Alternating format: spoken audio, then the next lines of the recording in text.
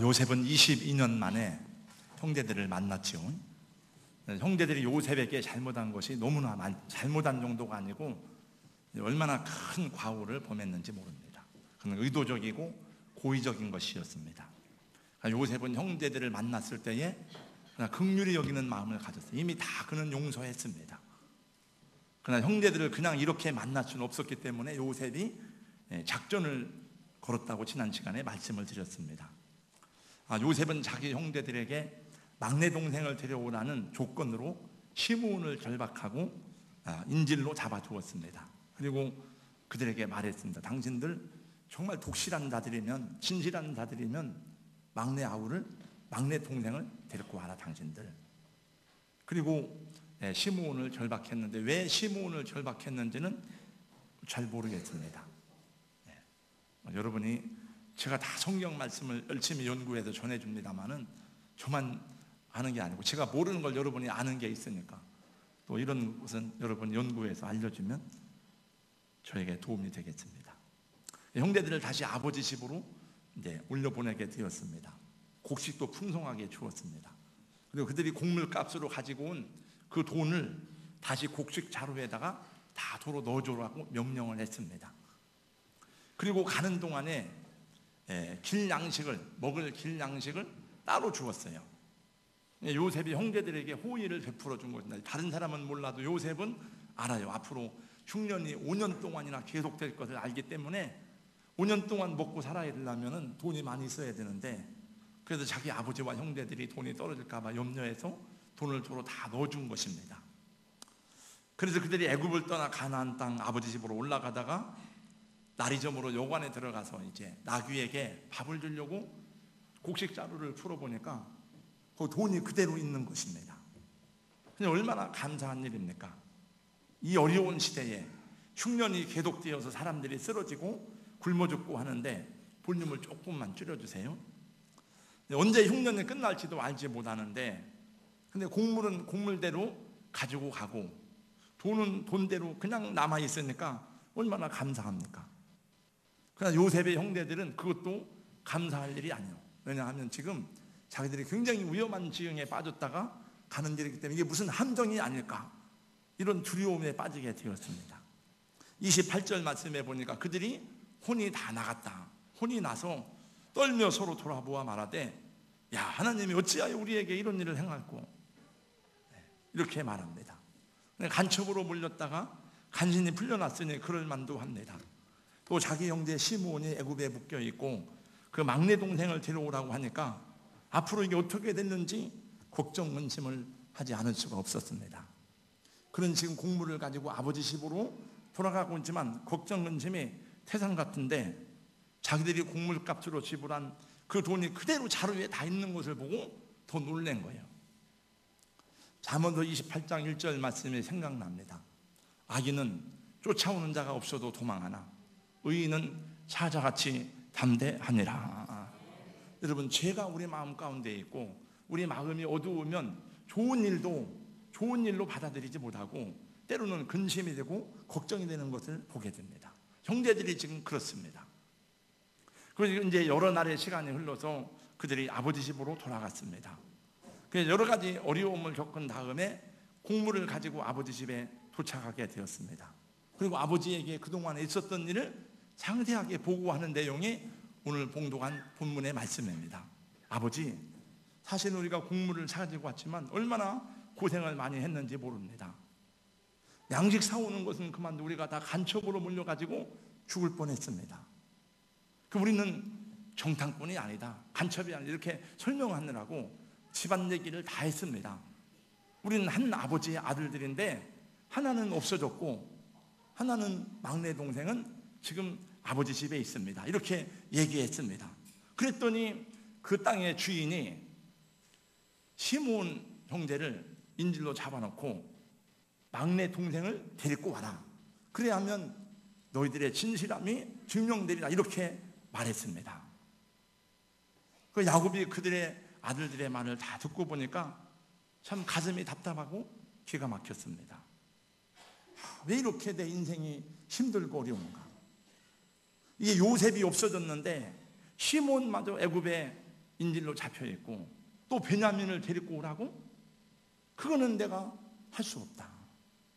그럼 탄식을 하면서 말합니다. 36절 하반절에 보니까 이는 다 나를 해롭게 하는 것이구나. 그 NIV 영어 성경에 보니까 뭐라고 나오는가 하면은 Everything is against me. 모든 것이 다 나에게 반대가 되는구나. 모든 것이 다 나에게 해가 되는구나. 왜 내 인생이 이렇게 됐느냐? 왜 내 팔자가 이렇게 사납지? 왜 이렇게 되는 일이 없단 말이야? 하나님, 제가 뭘 잘못했기에 이렇게 저를 대우하십니까? 어찌하여 저에게 이렇게 되는 일이 없습니까? 이렇게 요셉은 탄식했습니다. 여기뿐만이 아니고 43장으로 넘어가도 그런 얘기가 계속됩니다. 혹시 여러분 그런 생각을 갖고 계시는 분이 아니십니까? 왜 이렇게 되는 일이 없지? 왜 하나님이 나를 이렇게 힘들게 하시지? 내가 뭘 잘못했다는 거야? 이렇게 사는 차라리 죽는 게 낫지 않아? 혹 상황적으로 볼 때에 그런 마음속에 빠져있는 분이 없으신지요? 저도 환경적으로 볼 때는 그렇게 말할 수 없는 어려움들을 경험한 적이 있었습니다. 또 여러분들도 그런 일들을 종종 경험했을 것이고, 이 세상에 사는 사람이라면 누군들 그런 경험이 없는 사람이 어디 있겠습니까? 이것이 야곱이 느끼는 현재적인 상황입니다. 모든 것이 나를 다 해롭게 하는구나. 이 아들들도 다 나에게 해가 되지 유익이 되는 것이 하나도 없어. 도대체 왜 이런 기근이 오고 왜 이런 상황이 계속되는지 도대체 되는 일이 뭐냐 이거야. 온 세상에 기근이 심해서 죽게 되어서 또 우리 집안도 어려워가지고 자기 아들들을 애굽에 보냈더니 시므온은 인질로 잡히게 되고 또 베냐민을 데리고 와야 우리하고 무역을 하고 시므온을 풀어준다고 하니 이게 외적인 상황으로 봐도 모든 것이 다 안 되는 일 뿐이었습니다. 그 내면의 정황도 슬픔과 절망뿐입니다. 요셉을 잃어버리고 수십 년을 가슴 아프게 살아왔는데 또 베냐민까지 데리고 오라고? 그래서 그는 이렇게 말합니다. 마지막 절 38절에 보니까 38절 한번 다 같이 읽어보겠습니다. 다 같이 시작. 야곱이 이르되 내 아들은 너희와 함께 내려가지 못하리니 그의 형은 죽고 그만 남았습니다. 만일 너희가 가는 길에서 재난이 그에게 미치면 너희가 내 흰머리를 슬퍼하며 스울로 내려가게 하리라. 이건 자기 인생을 아주 저주스럽게 표현한 것입니다. 만약에 내 아들을 너희와 함께 내려가지 못한다. 그 형은 죽고 그만 남았는데 재난이 그에게 미친다면 나는 슬퍼하며 내가 스울로 음부로 내려갈 것이다. 하나도 즐거운 일이 없는 거예요. 감사할 일도 없고 기뻐할 일도 없고 좋은 소식이라고는 하나도 없는 거예요. 그런 이런 말을 할 만도 하다고 생각이 됩니다. 사실 야곱이 느끼는 감정은 과장된 것이 아닙니다. 누구에게 비난받을 만한 그런 태도도 아닙니다. 마음이 슬프고 애통스러운 것도 이해가 되고 베냐민을 보낼 수 없다는 것도 이해가 됩니다. 앞으로 나의 생애에 더 큰 고난과 재난이 있을 것이라는 생각도 잘못된 생각이 아닙니다. 그러나 그럴지라도 야곱은 그렇게 말해서는 안 되는 사람입니다. 그렇게 생각하고 말하는 것은 얼마나 불신앙적인 말인지 모릅니다. 하나님이 없는 사람이라면 팔자 타령을 하고 원망하고 절망하고 자기 인생을 저주할 수가 있지만은 야곱은 사실 하나님의 사람이 아닙니까? 야곱은 하나님의 약속을 받은 사람이 아닙니까? 그는 어려서부터 하나님을 사모하고 하나님께서 그가 정말 혈혈단신으로 바다나람으로 갈 때에 밤중에 하나님이 그에게 나타나서 말씀해 주시고 환상과 계시 가운데 내가 너를 떠나지 않냐고 너를 버리지 아니하리라고 야곱 창세기 28장 15절에서 분명히 말씀했습니다. 내가 너와 함께 있어 내가 어디로 가든지 너를 지키며 너를 이끌어 이 땅으로 돌아오게 할지라 내가 내게 허락한 것을 다 이루기까지 너를 떠나지 아니하리라. 그리고 야곱은 많은 환난과 위험을 겪었지만은 그때마다 하나님의 능력과 하나님의 사랑의 손길을 너무나 많이 경험했습니다. 아마도 제가 아브라함과 이삭과 야곱 믿음의 조상들에 대한 얘기를 계속하면서, 원래 창세기는 1장부터 11장까지는 인류 역사의 기원에 관한 얘기입니다. 12장부터는 믿음의 조상들에 관한 내용인데, 아브라함, 이삭, 야곱 세 분이 믿음의 조상의 대표적이고, 그 다음에 12 아들들 가운데 요셉이 가정을 회복시키는 아들이 돼요. 근데 그 중에서도 아마 야곱의 얘기가 제일로 길고, 또 우리 아브라함과 이삭과 야곱 세 사람의 세 분의 생애를 살펴보면서 여러분하고 제일로 가까이, 여러분하고 제일로 친밀하게 느껴지고, 또 나를 닮은 사람이 누구냐 하면 야곱이에요. 야곱. 그 야곱의 얘기를 계속 해왔습니다만은 얼마나 많은 하나님의 은사와 능력을 경험했는지 모릅니다. 그리고 그는 하나님께서 승리자, 즉 이스라엘이라고 하는 이름을 그에게 하나님이 새롭게 주셨어요. 그의 아브라함의 믿음의 후예가 되었습니다. 근데 지금 이렇게 탄식하고 이렇게 원망하면서 자기 인생이 저주스러운 듯이 말하는 모습은 전혀 믿음의 조상답지 아니한 행동이라고 하는 것입니다. 참, 그러니까 하나님 은혜입니다.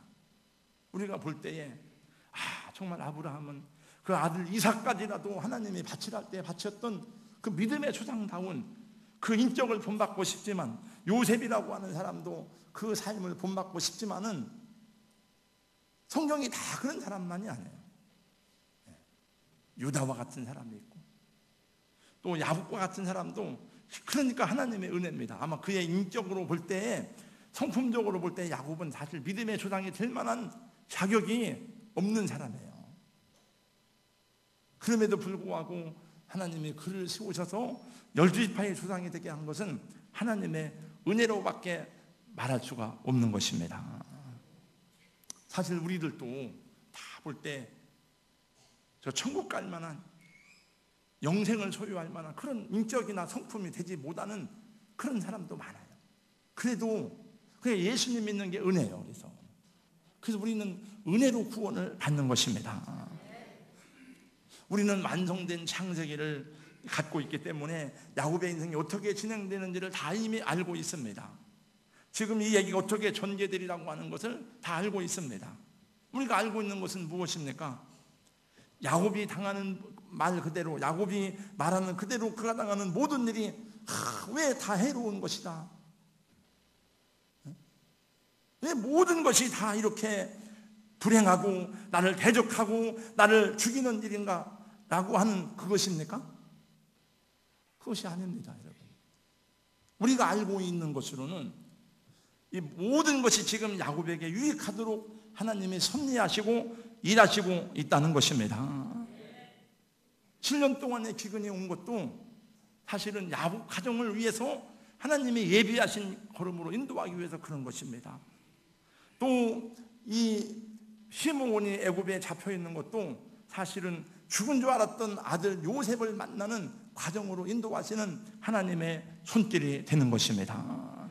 결국은 죽은 줄 알았던 그 아들, 그렇게 사랑하고 좋아하고 가슴에 묻었던 아들 요셉을 만나게 하시는 하나님의 은총이요 축복이 이루어지는 과정이 지금 진행되고 있는 것입니다. 그리고 여러분, 하나님께서 이 야곱에게 자기 아들을 만나게 하시는데 다 이 거렁댕이 또 노예로 살던 그 아들이 아니라 애굽의 총리가 되어서 성공한 아들로 만나게 하니까 얼마나 감사합니까, 여러분. 사실은 이 야곱의 생애가 마지막이 존귀한 생애가 됩니다. 왜냐하면 보세요, 여러분. 이 에집트의 총리가 야곱에게 머리를 숙입니다. 그대의 연세가 어떻게 됩니까? 그리고 문안 인사를 해요. 왜냐하면 예배 시간에 핸드폰 받으러 다니고 그 보기 안 돼요. 핸드폰 꺼요. 여러분, 예수님을 믿는 사람은 구원도 받지만 땅에서도 복되게 살아야 할 줄로 믿습니다. 이게 복받는 말씀이에요, 사실은 다. 그냥 복받으라, 그게 복이 아니고 하나님의 말씀을 바르게 알고 바르게 알면 지식이 우리 가운데 쌓이면 거기에 따라 행동하게 되고 그러면 저절로 하나님의 은총과 능력이 우리 가운데 주어지게 되는 줄로 믿습니다. 제가 지난번에 신문에 보니까 이분은 운전기사, 버스 운전기사예요. 하나님께 기도했어요. 하나님, 저를 복 주세요. 저를 잘되게 해주세요. 하나님 영광을 위해 살겠습니다. 그러면서 하루에 2시간째 성경을 읽고 15년 동안 성경을 10번을 붓으로 10번을 썼어요. 근데 하나님이 그를 높여주시는데 명예와 물질과 존재함을 다 주었어요. 정진아 장로님이요, 검단 우리 교회. 그래가지고 지금은요, 그 교회에서도 가장 많은 수입을 올리고, 그래 성결교회 장로회장이 됐더라고요. 이번에 보니까. 그 제가 개인적으로 전화했어요. 장로님, 혹시 간증도 다니십니까? 아유, 제가 목사님 허락을 받아야 됩니다. 그럼 목사님 허락을 받고 저한테 전화를 해서, 그래서 다음 달에 오라고 했어요. 오시라고 했어요. 네. 여러분, 세상에서 공부 많이 했다고 행복한 게 아니고, 주님을 바르게 믿으면 하나님의 은혜 가운데 복된 삶을 살게 되어는 성경의 원리입니다. 요셉의 얘기를 들으면서 제가 이렇게 막 머리가 다 휘어지도록, 지금 머리가 검은 게, 지금 이게 다 검은 게 아니에요. 이게 지금 아침에 막 분발로 옵니다. 이게 검은 분 이렇게. 이 안 좋은 머리를 가지고 막 이 말씀 제가 찾아내는 것도요, 이게 지금 이게 사실 이런 그냥 당이고 45당에 가야 야곱 요셉이 그 자기 형제들을 막 용납하고 하나님이 나를 여기 보냈는데 이 말씀을 기다리는데, 이거는 재미가 없는 말씀인데, 그래서 이걸 여기서 뭘 찾아가지고 여기 무슨 메시지를 구해야 될까 10번도 더 읽어가지고 하다가 제가 이 말씀을 꺼낸 거예요. 이제 찾아낸 거예요. 그러면 우리가 바르게 배우고 복된 삶을 살아야죠. 그 야곱은 마지막에 그 아들 때문에 명예의 존재를 다 누려요. 지금 그러므로 야곱이 만난 이 문제들은 사실은 야곱이 말한 그대로 나를 다 해롭게 하는 거구나. 왜 다 나를 죽이려고만 하느냐, 이게 아니고 이게 다 나를 유익하게 하는구나. 하나님 나를 어떻게 복 주시려고 이런 어려움을 주시는가, 이렇게 바뀌어야 하는 것입니다. 그 말이 맞잖아요. 지금 우리는 알고 있으니까. 이 과정이 지금 하나님이 다 섭리하셔서 야곱이 요셉을 만나게 하려고 하는 그런 내용이잖아요. 하나님은 야곱을 선하게 인도하시기 위해서 지금 일하고 계신 것입니다. 하나님은 야곱을 유익하게 하기 위해서 지금 섭리하시고 계신 것입니다. 근데 야곱은 그걸 모르고 지금 절망 중에 빠진 거예요.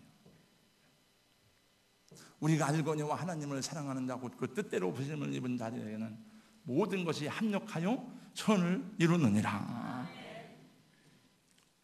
우리에게 향하신, 다 같이요, 여호와의 인자하심이 크고 크도다, 크시도다,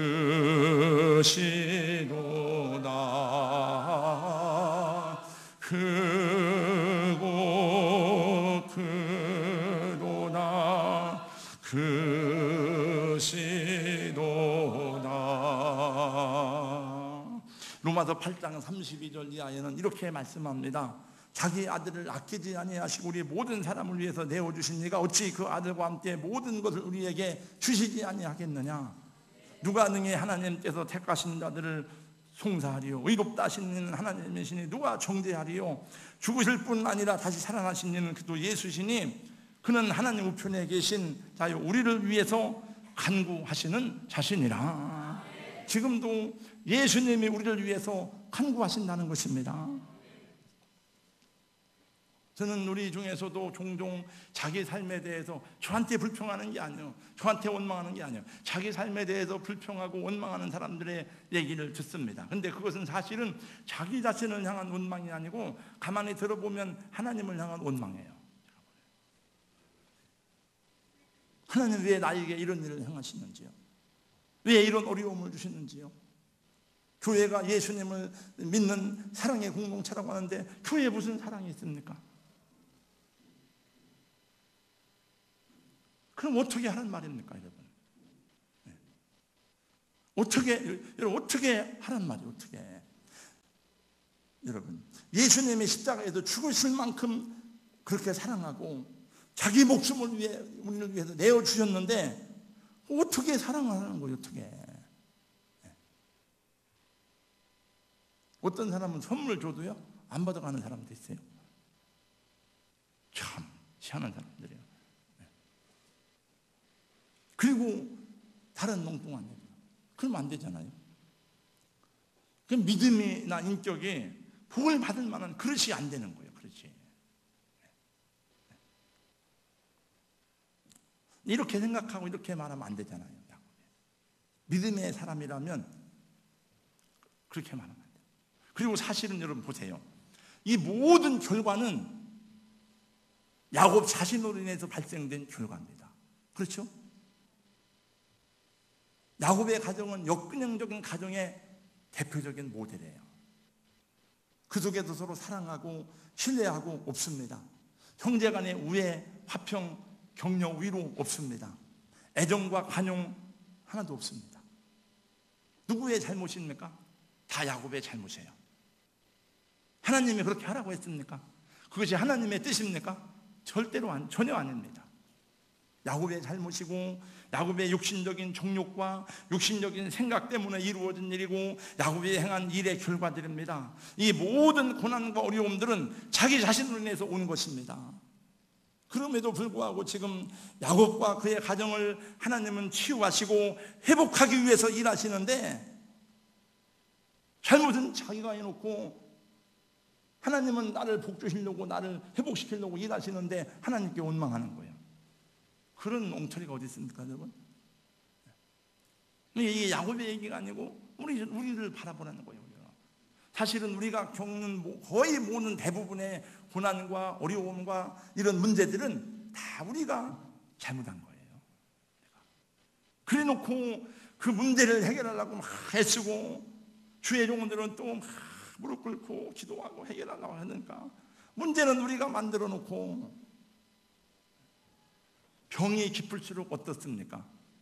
의사가 치료하기가 그만큼 더 어렵습니다. 더 많은 시간이 걸리는 법입니다. 야곱의 가정이 그래요. 아주 오랫동안 깊은 병에 걸린 거예요. 야곱의 가정사가 왜곡되었고 가정사가 처음부터 잘못되었습니다. 여러분 4명의 여자로부터 12명의 아들을 낳았으니까 딸 말고 얼마나 형제들이 갈등하고 시기하고 그리고 그 아들들에 대해서도 야곱이 속지 않은 마음으로 사랑으로 품어야 되는데 그게 아니잖아요. 처음부터 야곱은 나엘에게만 관심을 두고 나엘만을 사랑하고 나엘이 죽었는데도 나엘을 못 버리는 거예요. 야곱하고 베냐민만 내 아들이고 나머지는 내 아들이 아니에요. 이게 의붓 아들 같아. 이게 다 주성훈 아들들 같아. 계속 편애가 계속되는 거예요. 그리고 결국은 뭡니까? 모든 것이 다 everything against 다 나를 반대하는구나. 나를 죽이게 하는구나. 하나님은 죽이게 하는 게 아니고 그럼에도 불구하고 야곱을 살리고 야곱을 회복시키려고 하는 것입니다. 이제 이걸 치유하고 회복시키는 것은 상담학으로 되는 게 아니에요. 상담학이 많이 있지만 저도 상담학을 공부하고 가르치기도 하지만 상담학으로 되는 게 아니에요. 심리학적으로 의사들이 치료하는 게 아니에요. 여러분. 정신과에서 치료하는 게 아닙니다. 이게. 아무 것으로도 치료할 수 없고 요즘에도 뭐 내적 치유니 카운슬링이니 하지만 다 소용없습니다. 뭐 다 소용없는 건 아니고 이런 거는 어려워요. 한 가지 치유하고 치유되고 회복될 수 있는 살아날 수 있는 길이 있는데 그것은 예수 십자가의 보혈과 사랑뿐입니다. 그래서 요셉이 예수님의 모형이 되어서 그 십자가를 지는 거예요. 요셉이. 그래서 형제들을 다 받아주고 형제들을 품어주고 아버지를 끌어안고 눈물로 형제들을 감싸는 그 믿음의 주인공이 되었습니다. 그래서 요셉이 눈물이 많고 고난이 많았던 거예요. 사랑하는 성도 여러분, 우리의 가정을 치료하고 회복시키는 방법도 다른 것이 없습니다. 여러분 가정이 대부분 다 건강한 가정이지만은 혹시 치료되고 회복돼야 될 부분이 있다면은 그건 다른 게 없습니다. 예수님의 보혈과 십자가의 사랑뿐입니다. 그리고 눈물로 그것을 위해서 기도해야 될 줄로 믿습니다. 이 세상 살아가면서 우리의 허물과 단점이 가장 많이 노출되는 곳이 어디냐? 가정입니다. 가정. 우리 죄성이 가장 선명하게 드러나는 곳이 어디입니까? 가정입니다. 결혼하기 전에는 잘 몰랐는데 결혼하고 살다 보니까 성격이 왜곡된 사람이에요. 결혼하고 살다 보니까 이 가정에 문제가 있는 사람이에요. 결혼하고 살다 보니까 그의 인격과 성품과 약점과 부끄러움이 다 드러납니다. 그래서 갈등하고 싸우고 하다가 새로워지고 회복되는 가정도 있지만은 끝내는 회복되지 못하고 서로 헤어지고 갈라지고 깨지는 가정도 많습니다. 저의 가정도 온전한 가정이 아니었어요. 우리 아버지는 11명이나 나누고 돌보지도 않고 사랑하는 마음도 없고, 근데 주님이 다 씻어주시고 주님이 다 싸매 주셨습니다. 지난번에 우리 형제들이 다 모였어요. 우리 어머니 기일이 되어서. 그래서 우리 어머니 날 딱 보날이 안 해요. 왜냐하면 다 모여야 되니까. 저는 목사고 바쁘고 다 바쁘니까. 일산 살고 서울 살고 군산 살고 당진 살고 대전 살고 다 지각각 살으니까. 그래서 일정을 다 모여라. 다 모였는데 부부간에 다 사진을 찍었어요. 다 모여서. 제가 가운데 딱 서고 사진을 딱 찍고 거기서 카톡으로 다 이제 메시지를 보냈는데, 아이고 오 목사님이 제일로 잘생겼네.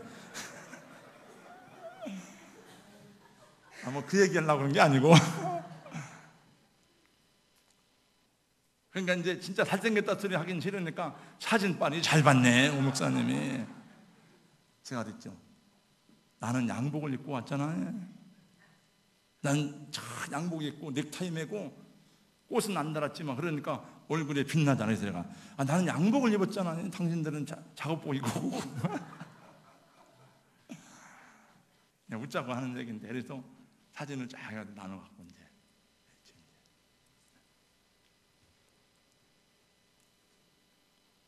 그 이제 예배 드리는 거예요. 자, 이렇게 감사하고 찬양하고.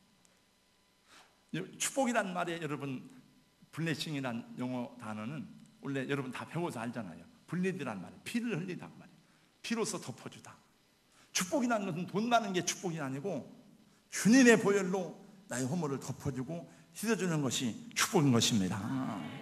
가정만 그런 게 아니고 교회도 마찬가지예요. 교회도 남전도회, 여전도회, 또 목장 안에서도 다 거기 허물을 비난하고 정죄하고 들추어내는 곳에는 은혜가 없습니다. 은혜로운 교회는 목사가 설교를 잘해서 은혜로운 게 아니에요. 성도들이 똑똑해서 은혜로운 게 아니에요. 다 우리 허물이 많지만 그 허물을 나의 허물로 생각하고 하나님 앞에 그걸 가지고 가서 기도하고 서로 싸매주고 감춰줄 때에 주님의 은혜가 그 안에 임해서 치유와 회복이 일어나는 것입니다. 이 십자가의 보혈의 은혜가 필요 없는 사람은 한 사람도 없습니다. 여러분, 내 남편, 내 아내에게도 필요하고 늙으신 우리 부모님에게도 이 은혜가 필요하고 우리 어린 자녀들에게도 이 은혜가 있어야 되는 줄로 믿습니다. 애기들이 무슨 죄가 있어요? 천만의 말씀이에요. 애기 유아 세례 받을 때 물어보잖아요. 이 아기에게도 예수님의 보혈이 필요한 줄로 그대는 인정하십니까? 물어보잖아요. 내가 낳은 자식이지만 저렇게 이적일 수가 있을까? 그런 싶을 때도 있습니다. 내가 원하던 그 아들, 그 자식이 아니요. 내가 결혼을 해서 내가 좋은 사람과 했는데 저럴 수가 있을까? 그래서 우리는 막 고치려고 얼마나 싸우는지 몰라요. 안 고쳐집니다. 우리가 고치고 우리가 변화시키려고 하다가 막 부러지고 깨지고 상하고 그런 일이 많아요. 여러분이 기계는 잘 고칠지 모르지만, 여러분이 무너진 집은 보수하실지 모르지만 사람은 못합니다. 사람을 고치고 사람을 새롭게 하고 사람을 변화시키는 것은 하나님이 하시는 일입니다. 그래서 우리는 하나님 앞에 나가서 엎드려 기도하는 것입니다. 어떤 새신자는 제가 오늘 새벽 예배 다 얘기했잖아요. 박희연자매 새벽 예배를 나왔네. 세례도 안 받는 사람이요. 근데 어떻게 생각을 했는지 주일날 주일을 지켰는데 주일을 못 지켜 오늘 집안에 행사가 있어 못 지키니까 새벽 예배를 나온 거예요. 그 어린 새신자가 참 생각을 해도 얼마나 그 기특한 생각입니까? 그건 우리가 하는 일이 아니에요. 성령께서 감동하시는 일입니다. 기도하지 않고도 믿음 생활을 잘하는 사람은 예수님보다 더 위대한 사람이에요. 예수님도 여러분 그 사역을 위해서 기도하지 않고는 감당할 수 없는 줄 알고 새벽 유명에 엎드려 기도하고 기도하셨는데, 여러분 제가 지난주에 우리 목회자 세일 모임 하다가 조상용 목사님이 저한테 자기가 강추합니다, 강력하게 추천합니다, 하나님이 찾으시는 사람, 그 책을 권하더라고요. 교인들에게 다 그 책을 읽게 돼. 하나님이 찾으시는 사람은 누군가? 하나님이 찾으시는 사람은 다른 사람이 아니에요. 그 아픈 곳을 끌어안고 그 상한 곳을 끌어안고 그 책 안 봤지만 그 내용이랍니다. 골방에 들어가서 주님 앞에 기도하는 그 사람을 찾는다는 거예요. 오늘 말씀의 가장 중요한 주제는 하나님은 우리를 언제나 선한 길로 인도하신다 하는 것입니다. 여러분 창세기부터 계시록까지 다 보세요.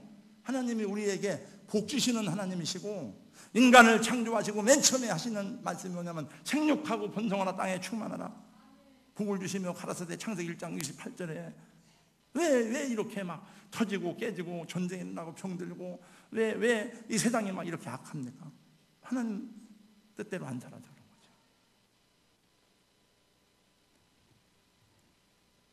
그래서 하나님은 저와 여러분을 개인적으로도 선하게 인도하신다는 것입니다. 이 모든 것이 다 나를 해롭게 하는 것이로다, 그게 아니고 이 모든 것이 나에게 유익이 되는구나. 하나님 어떤 은혜를 주시려고 또 내가 이런 일을 만났습니까? 그렇게 고백하고 그렇게 감사할 때에 하나님의 손길과 능력이 우리에게 임하게 되는 줄로 믿습니다. 그리고 그런 의식을 가지고 살아가야 돼요. 그런 의식을 가지고. 여러분 어린 학생들이라도 주체사상을 배운 사람은 주체사상에 한번 들어가면은 안 바뀌어요. 암만 가서 고문하고 때려도 안 바뀝니다. 이게 하물며 세상 이론도 그런데 하나님의 말씀의 성경을 가진 사람들이 우리 의식 속에 하나님의 말씀이 의식화되어서 나는 하나님의 사람이다, 나는 축복의 사람이야, 하나님이 지켜주신다, 하나님 나를 보호해 주셔, 그런 의식을 가지고 살아야 자기 인생이 복되고 행복한 것입니다. 저는 그렇게 믿고 살아갑니다. 저는 그래서 어디 가서 그냥 제가 의미 없는 죽음을 죽을 사람이 아니에요. 저는 나는 복된 사람이고